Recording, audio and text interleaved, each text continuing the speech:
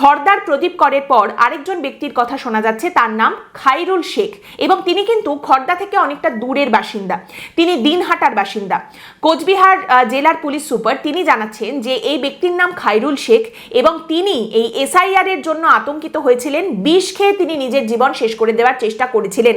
পুলিশের তরফ থেকে জানানো হচ্ছে গ্রামবাসীদের সঙ্গে কথা বলে তারা আপাতভাবে জানতে পেরেছেন যে এই খাইরুল শেখের নামটা ভোটার তালিকায় ভুল ছিল, নামের বানান ভুল ছিল এবং সেইটা নিয়ে খাইরুল শেখ বেশ আতঙ্কিত ছিলেন, চিন্তিত ছিলেন। তার নাম খাইরুল শেখ কিন্তু ভোটার তালিকায় তার নাম ছিল খয়রু শেখ।